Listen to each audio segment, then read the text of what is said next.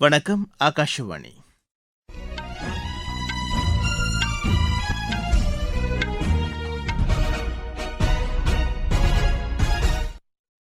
செய்திகள் வாசிப்பவர் முகமது. தலைப்புச் செய்திகள்: ஜனநாயக நடைமுறைகள் மீது இந்தியாவும் அமெரிக்காவும் வலுவான நம்பிக்கை கொண்டுள்ளதாக பிரதமர் திரு நரேந்திர மோடி கூறியுள்ளார். தொழில்நுட்பத்துறையில் தற்சார்பு நிலையை எட்டுவதற்கான நடவடிக்கைகள் புதிய உச்சத்தை எட்ட உதவிடும் என்று மத்திய உள்துறை அமைச்சர் திரு அமித் ஷா நம்பிக்கை தெரிவித்துள்ளார். வெங்காயத்தின் கொள்முதல் விலை அதிகரிக்கப்பட்டுள்ளதாக மத்திய அரசு தெரிவித்துள்ளது. நாட்டில் தென்மேற்கு பருவமழை மேலும் தீவிரமடைவதற்கான சாதகமான சூழல் நிலவுவதாக வானிலை ஆய்வு மையம் கூறியுள்ளது. இஸ்தான்புல்லில் நடைபெற்று வரும் சர்வதேச டேபிள் டென்னிஸ் போட்டியின் மகளிர் ஒற்றையர் பிரிவில் இந்தியாவின் சயாலி வாணி அரையிறுதிக்கு முன்னேறியுள்ளார். இனி விரிவான செய்திகள். இந்திய அமெரிக்க நாடுகள் ஜனநாயக நடைமுறைகள் மீது உறுதியான நம்பிக்கை கொண்டுள்ளதாக பிரதமர் திரு நரேந்திர மோடி தெரிவித்துள்ளார். இது தொடர்பாக சமூக வலைதளத்தில் அவர் வெளியிட்டுள்ள பதிவில், மக்களுக்கு எண்ணற்ற வாய்ப்புகளை ஏற்படுத்தி தருவதில் சட்டத்தின் அடிப்படையிலான ஜனநாயக ஆட்சி முறை முக்கிய பங்கு வகிப்பதாக குறிப்பிட்டுள்ளார். அமெரிக்காவில் 250வது சுதந்திர தினத்தை முன்னிட்டு அந்நாட்டு அதிபர் திரு டொனால்டு டிரம்ப் மற்றும் மக்களுக்கு பிரதமர் வாழ்த்து தெரிவித்துள்ளார். இரு நாடுகளுக்கு இடையேயான நட்புறவை புதிய உச்சத்திற்கு கொண்டு செல்வதன் மூலம் நீண்டகால அமைதி, வளம் மற்றும் வளர்ச்சிக்கு பெரும் உறுதுணையாக அமையும் என்று பிரதமர் திரு நரேந்திர மோடி கூறியுள்ளார். தொழில்நுட்பத்துறையில் தற்சார்பு நிலையை எட்டுவதற்கான நடவடிக்கைகள் புதிய உச்சத்தை எட்ட உதவிடும் என்று மத்திய உள்துறை அமைச்சர் திரு அமித் ஷா நம்பிக்கை தெரிவித்துள்ளார். இது தொடர்பாக சமூக வலைதளத்தில் அவர் வெளியிட்டுள்ள பதிவில், குஜராத் மாநிலம் சனந்த் நகரில் தொடங்கப்பட்டுள்ள செமி கண்டக்டர் உற்பத்தி ஆலை மற்றும் ஆய்வகம் இந்தியாவின் தொழில்நுட்பத்துறையின் வலிமையை எடுத்துக்காட்டுவதாக உள்ளது என்று குறிப்பிட்டுள்ளார். இது நாட்டின் பொருளாதார வளர்ச்சிக்கும் இளைஞர்களுக்கு பெருமளவிலான வேலைவாய்ப்பு உருவாக்கத்திற்கும் உதவிடும் என்று திரு அமித் ஷா தெரிவித்துள்ளார். வெளியுறவுத்துறை அமைச்சர் doctor Jaishankar Qatar, Bahrain, Kuwait, Oman ஆகிய நாடுகளில் இம்மாதம் 10ஆம் தேதி அரசுமுறை பயணம் மேற்கொள்கிறார். அவரது இந்த பயணத்தின் போது அந்தந்த நாடுகளின் தலைவர்கள் மற்றும் வெளியுறவுத்துறை அமைச்சர்களுடன் இருதரப்பு உறவுகள் குறித்து பேச்சு நடத்துகிறார். மேலும் அந்நாடுகளுடனான நலன் சார்ந்த அம்சங்கள், பிராந்திய மேம்பாடு உள்ளிட்ட விவகாரங்கள் குறித்து விவாதிக்க உள்ளதாக வெளியுறவு அமைச்சகம் தெரிவித்துள்ளது. இதையடுத்து இம்மாதம் 13ஆம் தேதி நியூயார்க் செல்லும் அவர் 2028-2029 ஆண்டில் ஐநா பாதுகாப்பு சபையின் தற்காலிக உறுப்பினருக்கான நடவடிக்கைகளை தொடங்கி வைக்கிறார். பின்னர் பெல்ஜியம் தலைநகர் பிரசல்ஸில் நடைபெறும் இந்திய ஐரோப்பிய யூனியன் வர்த்தகம் மற்றும் தொழில்நுட்ப கவுன்சில் கூட்டத்தில் திரு ஜெய்சங்கர் பங்கேற்கிறார். வெங்காயத்தின் கொள்முதல் விலை 13% அதிகரிக்கப்பட்டுள்ளதாக மத்திய அரசு தெரிவித்துள்ளது.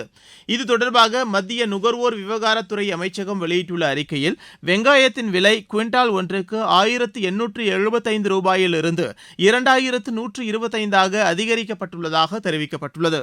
அரசின் இத்தகைய கொள்முதல் நடவடிக்கைகள் காரணமாக வெங்காயம் பயிரிடும் விவசாயிகளுக்கு வருவாய் அதிகரிக்கும் என்றும் அதில் தெரிவிக்கப்பட்டுள்ளது. மகாராஷ்டிரா, மத்திய பிரதேசம், குஜராத் மாநிலங்களில் வெங்காயம் போதிய அளவு கையிருப்பில் உள்ளதாகவும் அந்த அறிக்கை மேலும் கூறுகிறது.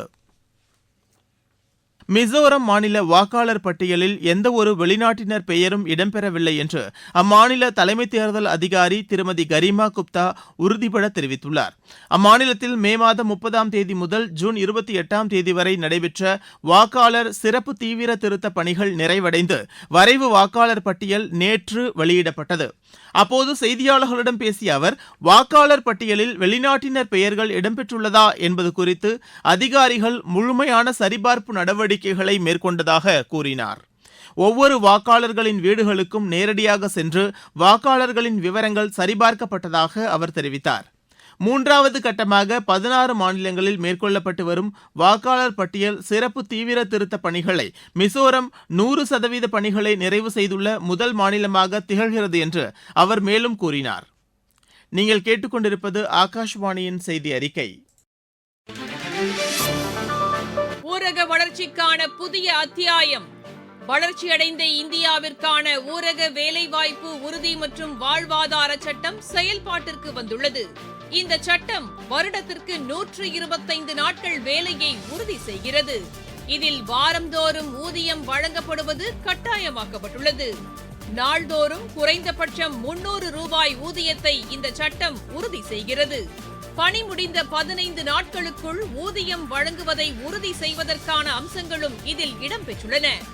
ஊதியம் காலதாமதமாக வழங்கப்பட்டால் அதற்கான இழப்பீட்டுத் தொகைக்கும் இதில் வகை செய்யப்பட்டுள்ளது. வளர்ச்சியடைந்த இந்தியாவிற்கான பயணத்தில் மோடி அரசு தொடரும் சீர்திருத்த நடவடிக்கைகள்.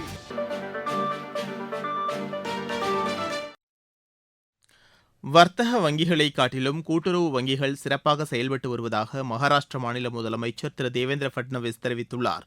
மும்பையில் நடைபெற்ற நிகழ்ச்சியில் பேசிய அவர், அம்மாநிலத்தில் 2 லட்சத்துக்கும் அதிகமான கூட்டுறவு சங்கங்கள் செயல்பட்டு வருவதாகவும், நாட்டிலேயே பெருமளவிலான கூட்டுறவு சங்கங்கள் நிறைந்த மாநிலமாக மகாராஷ்டிரா திகழ்வதாகவும் திரு பட்னவிஸ் தெரிவித்துள்ளார்.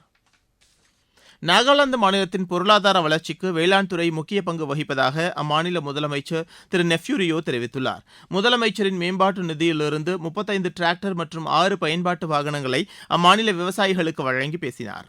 அம்மாநிலத்தின் மண்வளத்தை விவசாயிகள் பயன்படுத்திக் கொண்டு வேளாண் விளைபொருட்களின் உற்பத்தியை அதிகரிக்க முன்வர வேண்டும் என்று முதலமைச்சர் திரு நெஃப்யூ ரியோ கேட்டுக் கொண்டுள்ளார்.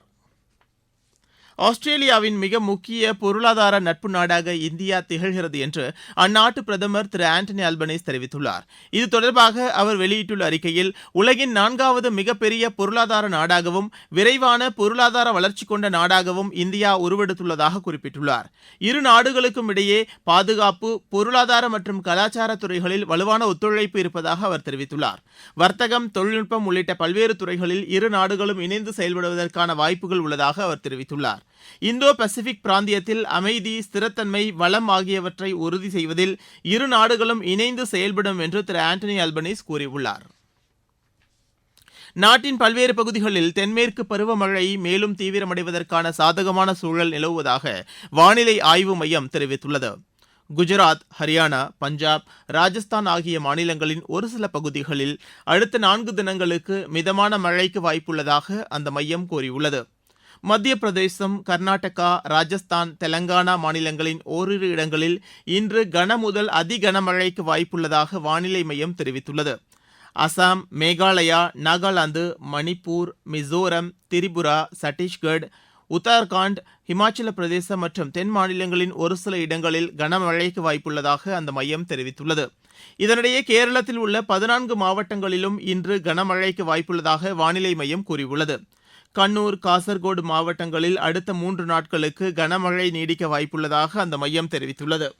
இதையடுத்து கேரளம், லட்சத்தீவு கடற்பகுதிகளில் அலைகளின் சீற்றம் அதிகரிக்கக்கூடும் என்பதால் அப்பகுதிகளில் மீனவர்கள் மீன்பிடிக்க செல்ல வேண்டாம் என்று அறிவுறுத்தப்பட்டுள்ளனர். இந்நிலையில் மகாராஷ்டிர மாநிலம் மும்பை உள்ளிட்ட பல்வேறு பகுதிகளில் தொடர்ந்து பெய்து வரும் கனமழை காரணமாக அம்மாநில மக்களின் இயல்பு வாழ்க்கை பாதிக்கப்பட்டுள்ளது. கனமழை காரணமாக மும்பை, தானே, பால்கர் ஆகிய பகுதிகளில் உள்ள பள்ளிகளுக்கு விடுமுறை அளிக்கப்பட்டுள்ளது. தொடர்ந்து பெய்து வரும் மழை காரணமாக பல்வேறு பகுதிகளில் வெள்ள நீர் சூழ்ந்துள்ளதால் சாலை மற்றும் ரயில் போக்குவரத்து பாதிக்கப்பட்டுள்ளதாக எமது செய்தியாளர் தெரிவிக்கிறார். இஸ்தான்புல்லில் நடைபெற்று வரும் சர்வதேச டேபிள் டென்னிஸ் போட்டியின் மகளிர் ஒற்றையர் பிரிவில் இந்தியாவின் சாயாலி வாணி அரையிறுதிக்கு முன்னேறியுள்ளார்.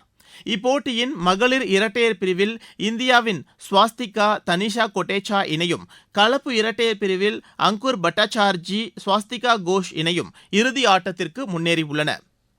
உலக பாரா வில்வித்தை போட்டியில் இந்தியா 1 தங்கம் 3 வெள்ளிப் பதக்கங்களை வென்றது. செக் குடியரசில் நடைபெற்று வரும் இப்போட்டியின் மகளிர் ஒற்றையர் பிரிவில் இந்தியாவின் பாவ்னா தங்கப்பதக்கம் வென்றார். ஆடவர் ஒற்றையர் பிரிவில் ஹர்வீந்தர் சிங் வெள்ளிப்பதக்கம் வென்றார். மகளிர் காம்பவுண்ட் பிரிவில் சீதல் தேவியும், மகளிர் ஒற்றையர் பிரிவில் பூஜா ஜெத்தினும் வெள்ளிப்பதக்கம் வென்றனர். இப்போட்டியில் இந்தியா இதுவரை 5 தங்கம், 3 வெள்ளி, 2 வெண்கலப் பதக்கங்களை வென்றுள்ளது. மீண்டும் தலைப்புச் செய்திகள். ஜனநாயக நடைமுறைகள் மீது இந்தியாவும் அமெரிக்காவும் வலுவான நம்பிக்கை கொண்டுள்ளதாக பிரதமர் திரு நரேந்திர மோடி கூறியுள்ளார். தொழில்நுட்பத் துறையில் தற்சார்பு நிலையை எட்டுவதற்கான நடவடிக்கைகள் புதிய உச்சத்தை எட்ட உதவிடும் என்று மத்திய உள்துறை அமைச்சர் திரு அமித் ஷா நம்பிக்கை தெரிவித்துள்ளார். வெங்காயத்தின் கொள்முதல் விலை அதிகரிக்கப்பட்டுள்ளதாக மத்திய அரசு தெரிவித்துள்ளது. நாட்டில் தென்மேற்கு பருவமழை மேலும் தீவிரமடைவதற்கான சாதகமான சூழல் நிலவுவதாக வானிலை ஆய்வு மையம் கூறியுள்ளது. இஸ்தான்புல்லில் நடைபெற்று வரும் சர்வதேச டேபிள் டென்னிஸ் போட்டியின் மகளிர் ஒற்றையர் பிரிவில் இந்தியாவின் சயாலி வாணி அரையிறுதிக்கு முன்னேறியுள்ளார். எமது செய்திகளை சமூக வலைதள பக்கங்களில் AIR நியூஸ் சென்னை என்ற முகவரியிலும் RNU சென்னை என்ற யூடியூப் சேனலிலும் உடனுக்குடன் அறிந்து கொள்ளலாம். இத்துடன் இந்த செய்தி அறிக்கை நிறைவடைகிறது.